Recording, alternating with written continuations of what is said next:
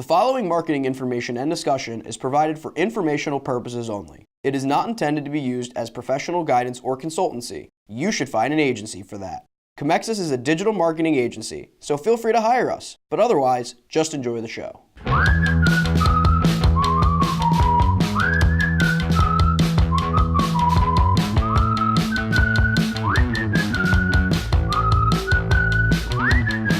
Hello everyone, welcome to The Buyer's Journey by Comexis, a discussion-based podcast on the ever-changing marketing landscape.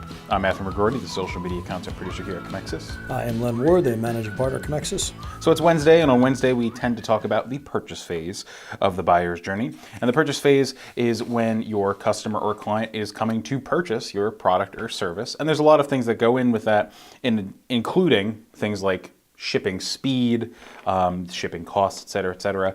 So of course, as we've talked about multiple times in the show on the past, we are talking about Amazon. Amazon recently announced and sort of touted and bragged in a blog post of theirs that they had reached a milestone saying that over 10 million items are now available for one-day shipping on the platform for Prime members. So for those of you who don't remember, during their earnings call, a lot of what Amazon focused on, in particular when we're talking about improving shipping and things like that, was that they were going to be working on one-day free shipping for Prime members and sort of how much money they had invested into that program, that we would slowly begin seeing the fruits of their labor, so to speak. And then shortly after that, Walmart came out and said that they were working on a way to deliver one-day shipping. And then I can link to our podcast. We talked all about it. They also mentioned Target doing some one-day shipping things, et cetera, et cetera. But at the moment, Amazon is at 10 million and Walmart only has about 200,000 of its popular items available for next day shipping. And then Target Restock, as I mentioned, only had about 35,000 items available. So just some interesting numbers. In quarter four, Amazon had said one-day and same-day shipping were available at over 10,000 cities and towns in the U.S. Today, Prime Free One Day is offered coast to coast from Alaska, Hawaii, and Puerto Rico. They do have access to Prime, but its speeds vary from 1 day to 5 days depending on the product.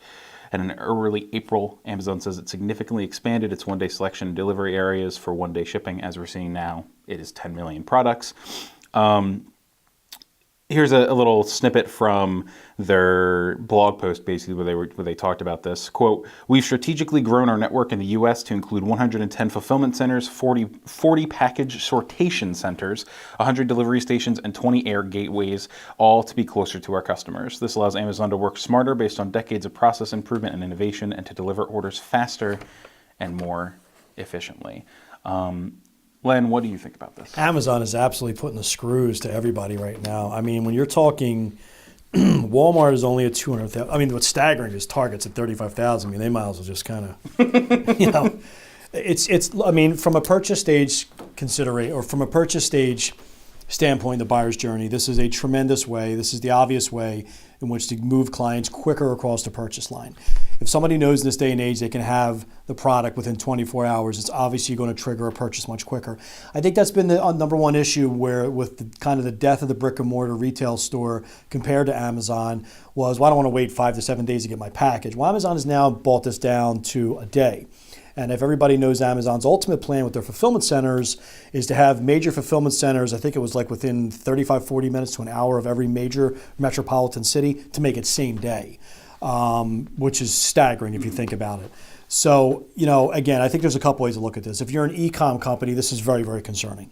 It's moving to the point now where Amazon is just literally has made another massive change to become the absolute de facto search engine for any type of product you're trying to buy, unless you're a very niche-y type product and you're looking for something. Again, I've always leaned back on things like Nike and Vineyard Vines and stuff like that, where people kind of know that and they kind of go there.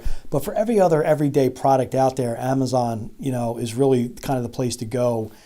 It's really, this is becoming an increasingly difficult environment for obviously brick and mortar stores, very, very difficult for certain types of e-commerce companies. And it's Amazon's way of just really, they're literally swallowing this market whole. I will say, I think as a consumer, don't think Walmart's going to sit back. Walmart has made a massive investment. Walmart is a company to reckon with. And Walmart has a big mantra. We're not trying to be Amazon. They're trying to be Walmart. They're trying to be their own thing. But at the end of the day, there's a clear collision course between Walmart and Amazon. So from a purchase phase, if you're able to get your product in a client's hands in 24 hours or less, that's about as good as it gets in the online ordering world. So. Yeah, I absolutely agree, and I think we talked about it multiple times on the podcast. I think me and Josh just last week were talking about retail box delivery services and grocery delivery services and stuff like that. And as part of that, and also when we were talking about Walmart adding veterinary offices into their locations, we can kind of see the way that Walmart is shifting because obviously they're offering one day on 200,000 products, right? But I think when we look at what are the main advantages of Walmart compared to Amazon, well, Amazon owns e-commerce basically, right? But the thing that Walmart has is they are a physical location that you can go. So if you can one-stop shop as much as possible, then that is a huge advantage for Walmart. And then you also have, instead of same-day delivery, you have same-day pickup.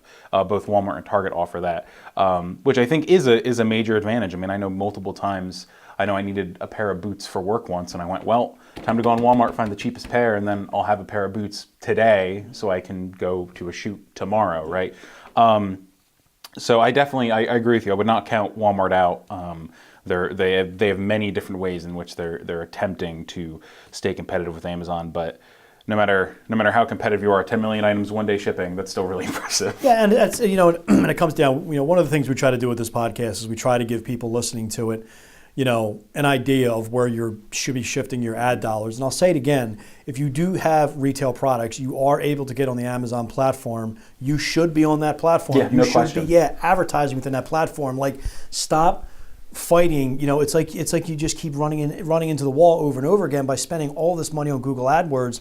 Unless you have a really cool niche product, unless there's something that makes you different and you are selling a product, you need to get on Amazon's platform. You also need to be on Instagram and Facebook. And I'll be honest, the more I get to it, the more I'm at the point of, if you have a physical product, I think Google is clearly dropping back to how much ad dollars you should be putting there. What the percentages are, I don't know. I have to know what your product is. But if it's just rule of thumb, whatever product, if you're selling boots or you're selling something and it's kind of a well-known commodity, 25%, 20%, and the rest of your stuff should be heading towards Amazon and social media. That's concerning. That's a huge shift. And pulling away products is definitely going to pull away from Google's AdWords, which you remember Google AdWords fell a little short last month or I guess this quarter on their earnings. So I'd be very interested to see how this is, because people keep talking about the Amazon effect that's happening on brick and mortar. There's an Amazon effect that's happening on Google right now. And I think a lot of people have to start putting two and two together. And if you do sell retail products via e-commerce, it may be time to really kind of reevaluate, your entire business strategy and how much money you're putting on Google. Yeah, and I think you brought up a great point. One more thing to add to that, of one reason why your product should be on Amazon is, at the end of the day, you're also competing with any products that Amazon can make through their Amazon Basics program. Yes. So by putting your entire inventory, almost most of it, onto Amazon, you're increasing the likelihood that your product is bought instead of whatever Amazon Basics product that may or may not exist at the moment, which if you're not on Amazon, maybe you don't know exists to begin with, right? Yeah, I completely agree. And we'll be keeping an eye on this to see any different changes in Amazon and Walmart, and seeing how they go head to head with one another in future episodes. So thank you for listening to today's episode of The Buyer's Journey. Check us out on Comexis.com, YouTube, and anywhere you can get your podcasts. And please follow us on Twitter at @buyers_journey. Thanks for listening.